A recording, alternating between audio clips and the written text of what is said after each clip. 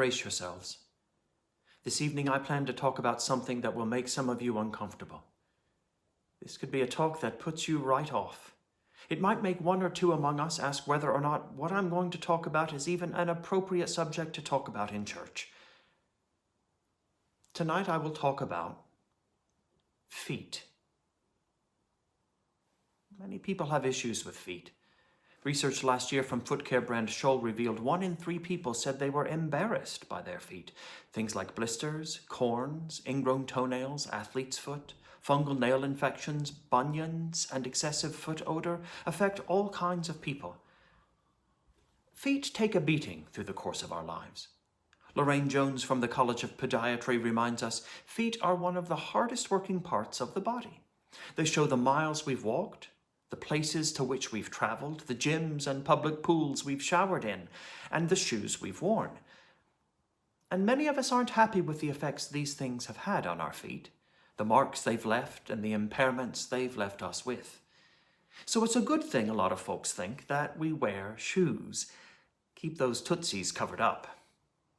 The issues folk have with feet aren't new. In ancient times, with some wearing sandals or other poorer folk going without any foot covering at all, feet contended directly with the dust and dirt of the road, with the poisonous insects and snakes, sharp rocks, animal droppings, and the waste products of human beings. Feet made up-close and personal contact with the environment. And they weren't the sort of thing that, after a long day of walking around, you'd expect to be clean. In fact, people probably found it necessary to wash their feet repeatedly, every day.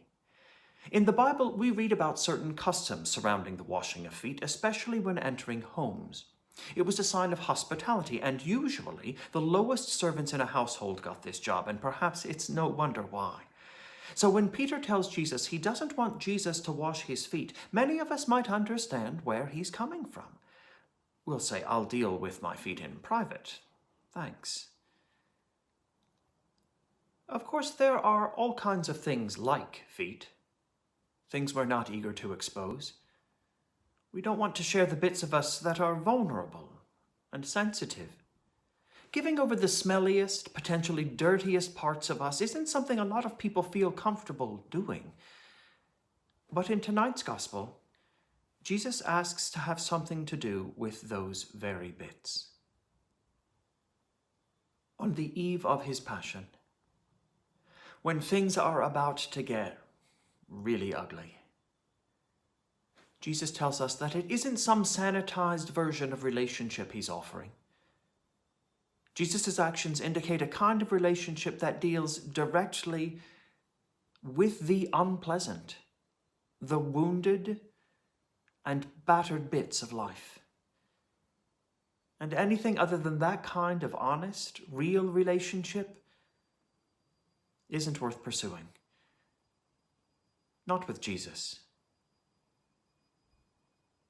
It's an uncomfortable ask to allow Jesus or someone else to touch our feet or whatever part of us that we feel isn't okay or clean enough, to give someone access to the malfunctioning pieces, the things we're ashamed of, the stuff that smells, to give over the ailing and aching parts of us and to come just as we are, with all the distorted bits, with bulges and bends, marked and worn, displaying mistreatment and disregard. But this injured and awful way is how Jesus has revealed himself to us. And he's got the marks to prove it. All you have to do to see them is look at his feet.